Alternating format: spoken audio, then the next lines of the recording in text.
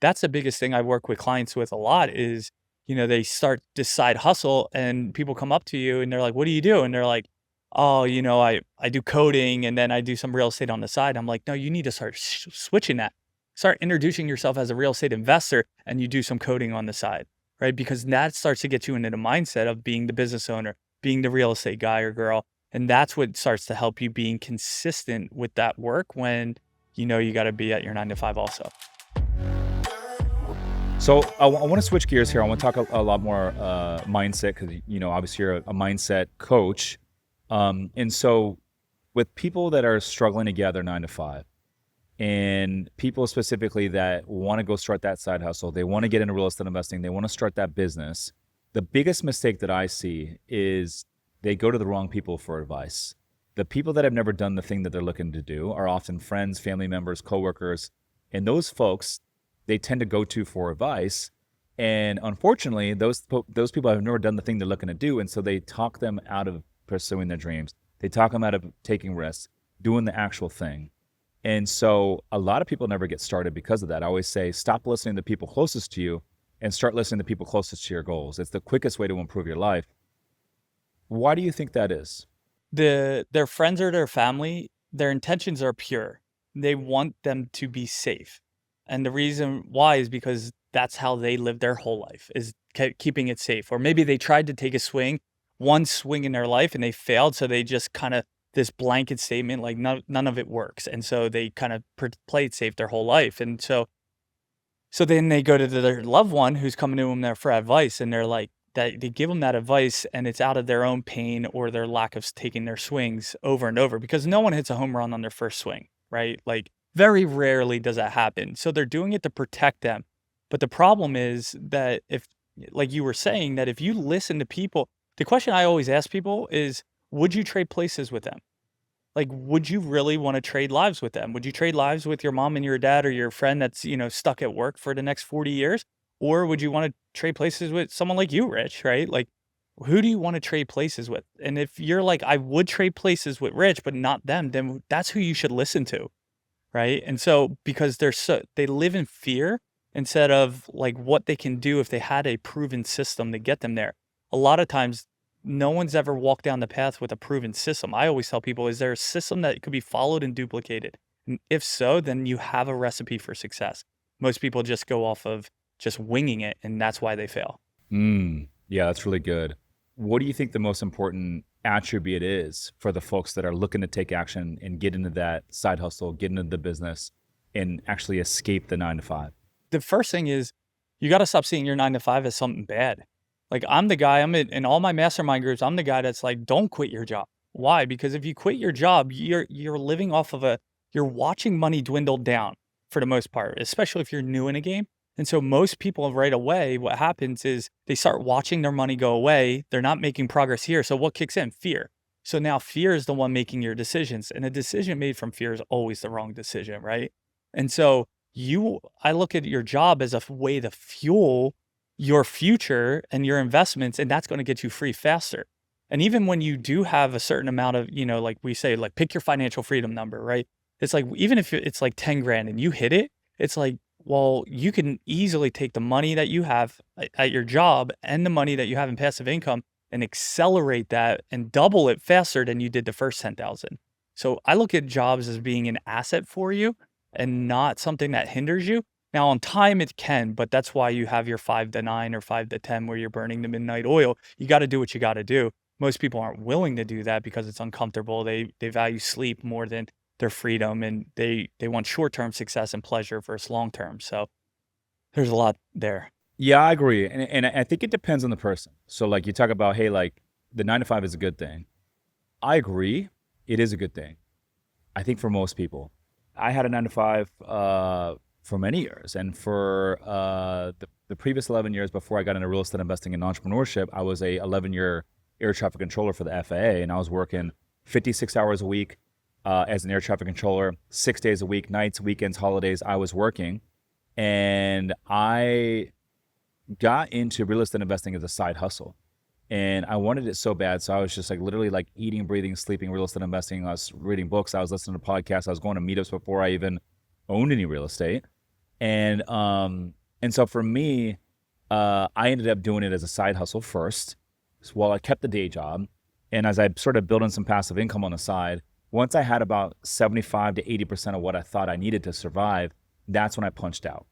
And then I went all in. And when I went all in, I reallocated those 56 hours a week into building my own stuff. And then it started to really compound even quicker. But also, I always say, put yourself in situations where the hard way is the only way. And I think life rewards those who go all in and don't have a plan B. And so when I punched out of the air traffic job, which most people don't leave that, there's a pension at the end after 25 years. By me leaving that was me telling myself like, hey, I'm not going back. Like I have to make this work. And so not only was I reallocating 56 hours a week, but it was like the pride and the identity. Like now I all of a sudden identified myself as a business owner, as a real estate investor. And when you wake up with that new passion, you have a certain sense of drive and like it just not a matter of if, it's a matter of when. Like failure is not an option at that point. Whereas before, when I had the day job, failure was an option because I could always just lean on the day job. You see what I'm saying? Yeah, and that's where I think the 80-20 rule comes in. That 80% of people won't be like you, right? High performers, I can see the patterns like who should jump and who shouldn't jump. I right? almost think it's 99-1. You do? Oh yeah. Ah, interesting. I mean, if you look at the top 1%, the 99% are like they're not the 1%. Yeah. What I've found through coaching a lot of people, some people, they jump too quick and too soon, and they eventually have to go back to work. And then I see people who they have it kind of like a buy box. They know I need to have a certain amount of cash flow, like you were saying. I got to have my emergency fund or whatever that might look like. And I got to at least have some momentum, a deal or so going before I jump. And I think that's critical is to have like, because a lot of times what happens is people do it out of emotion. And depending on the day, you might be like, oh, I should have stayed at my job or hey, I should leave my job. But if you do it on principle and saying, I checked this box, I checked this box, I checked this box, now I can jump and I go. And then like you said, you shift that identity. That's the biggest thing I work with clients with a lot is, they start this side hustle and people come up to you and they're like, what do you do? And they're like, oh, I do coding and then I do some real estate on the side. I'm like, no, you need to start switching that. Start introducing yourself as a real estate investor and you do some coding on the side, right? Because that starts to get you into the mindset of being the business owner, being the real estate guy or girl. And that's what starts to help you being consistent with that work when you got to be at your 9 to 5 also. How important is it, by the way, with the 99 to 1% thing, they say, if you want to be in the 1%, don't do what the 99% are doing. And I don't think that could be more true. You know what I mean? But anyways, on that notion, getting in the right rooms is very important. I always say, get in rooms where your dreams are others' realities. It's the quickest way to improve your life. And so how important is it to, obviously, because when you're getting into something new, your identity is still with your old circle of friends. And it's not with this new set of friends yet. They might not even accept you yet, which is why I believe getting into, communities and mastermind groups are very important. But how should one navigate shifting their circle when it's early on? In the beginning, getting into a community, a mastermind where you can be a part of that and just start soaking everything up, right? The bigger rooms that you get in, the smaller you are in the pond or in the ocean, the better, right? Because what it teaches you this gap of where you are and where other people are. And so that gap is what's driving. And there's a great book, The Gap in the Game, where what you focus on. But I look at it sometimes the opposite is the gap's a good thing because now you know how far you need to go. And so I start to say, get around people in those communities, in that environment because not everyone's going to love you and accept you in the beginning, right? You're going to connect with 1, 2, maybe 3 people. And that's the people that you want to add value to right out of the gate. What can I do? Who can I introduce you to? Whatever you can do to build that relationship. And what I found is naturally people want to give back. It's a law of reciprocity, right? The more you give, people will feel inclined to give it back to you. And so the more you can serve them, the more you can honor them, the more you can help them, the more they're going to bring you along in certain areas, give you invites to certain things that you wouldn't got invited to before. And then you start connecting and networking with those people. Yeah. I always say competition happens at the bottom. The people at the top are collaborating. Why do you think that is true? Think about the crabs in a bucket, right? The crab tries to jump out of the bucket, another crab pulls them down. When you're kind of playing at the bottom level, from what I've seen in patterns I've seen in my own life, is people want to tear you down because you're about to do something that they couldn't do themselves, or they're too afraid to do. And so they act busy instead of being actually productive to climb. Whereas what I've found is getting around those bigger people, getting in those bigger rooms, no one's in competition. They live in abundance and not scarcity. They're actually the people that are most successful are actually the ones that are willing to help me the most because they understood what it takes to get to the top. And so they want to turn around and help other people. When you've never been at the top and you're fighting at the bottom, and I've been there because this was me, over a decade ago. You're just trying to tear people down because you want to be the tallest one in the room, and it's just that's a scarcity mentality instead of an abundant mentality. Yeah, yeah. Um, what's the biggest mistake that you see people make when they are trying to scale too fast? They don't have the right people in place. They don't have they think, "Oh, I do need to leverage," which you do. In order to scale, you have to leverage, but they bring people in based on their reputation, but they don't ever clarify and verify if they can actually do the job for you. And I was listening to Alex Hormozy the other day. He was on Diary of a CEO, and he broke it down so brilliantly. And that is before he hires, he looks and he says, "Well, what are you going to do?" And then they're like, "Oh, well, I'll just train the sales team." And it's like, "Yeah, but how?" And you got to keep drilling down and peeling back those layers because you got to see, do they really know what they're doing? Most of the time, people hire based on past performance and reputation, but you don't actually know if they can do the job for you until you can have them literally break it down almost step by step in order to get you there. So you have to be able to know that the people you're bringing in can actually do the job. Mm, that's really good. That's really good. Yeah, we do disc profile tests for people before we hire them. When we get down to like the last couple candidates, we'll give them that disc profile test just to make sure we're getting the person we thought we are getting, right? So if it's like, a high ticket closer, or it's someone that's in marketing, or it's someone that's going to be an EA position, I mean, those are different personalities. The guy that's in sales is going to have a different personality than the EA. Yeah. I always say before you hire, identify what profile the position needs, right? If it's sales, you probably want someone that's a high D, right? If you're out some marketing or, going out to network with you, you want someone like me who's a high I, right? He's going to mix and mingle. So the disc profile, we've used that for over a decade. It's brilliant. So I love that you guys are doing it. It's such a helpful tool.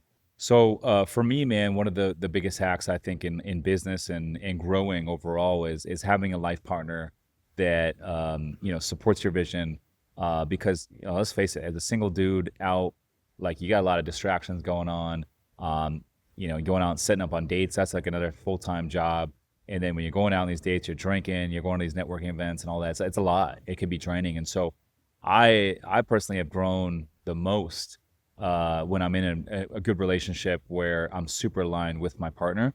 What are your thoughts on all that? And do you feel like every person should really, really like find that partner before they can really like hit their stride? There's different philosophies out there, but for what I found that has worked for me and many others is that when you can take the mental weight of dating and trying to find someone, going out on dates, because you do have to put your business on hold. You do have to put the things that you're working on hold. It's like that box is almost checked already. And so when you aren't spending time with your partner, you can actually be all in here, right? And I will tell you the most growth that I've had in my personal life is when me and my wife, when we started dating, and she's a boss. I met my wife at a Tony Robbins event, so she was a go-getter from the beginning. So if you have two go-getters, Yeah. it can be incredible. But So when your wife is like a more of a alpha? uh she can get things done. She's a high Yeah. D at Okay. times, and Okay. she can Okay. get things rocking and rolling. And she could be the fuel. And I tell her, it's funny. We were just talking about like what are the roles for each of us in our business, and I'm like, I need you to actually be like, you're not my assistant. I need you to be my manager. You need to tell me what to do. And so it gives her a superior position, but that's where she thrives. So I want her to shine in that role and allow me to shine where So give me I give me an example, like of how this would work out in the workforce for you and your wife. Yeah, yeah, yeah. Just recently, we're really learning how to create content, top of the funnel, middle funnel, bottom of the funnel content, and I'm really good. I can execute. Put me in front of the camera, and I'll roll. But as far as like finding reels that I need to create, creating scripts, things like that, where she's really good at that. So I'm like, if you can play that role for me, I can come in and record 100 reels a day if you need me to. And so she's out there making that happen and being able to put that in place so we can streamline a lot faster, because otherwise that's so daunting for me as a high I. I can't do it. So big picture, she's helping out with some of the stuff that you don't want to do. Now, is she working full time? In our business? Yeah, absolutely. She's full time. We have our private clients that we handle one-on-one. We don't have clients, as many clients as we did when we were at Tony Robbins. We had 100 clients at one point there, but we limited ourselves to under 15 per year. So she's our executor. If we need to get things done, projects moved, people in place, whatever it might be, she's that.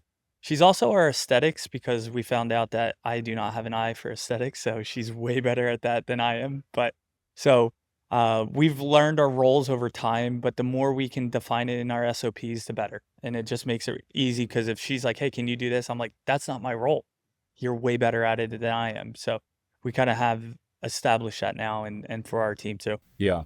So how do you guys approach like the real estate investing arm? Like, are you guys self-operating? And then how are you approaching the business arm? And kind of what does your team look like from the top down? Yeah, so for us, we'll execute together. When we get a property, she's kind of managing all that when we're getting properties under contract and moving the ball and the paperwork and all that forward for us.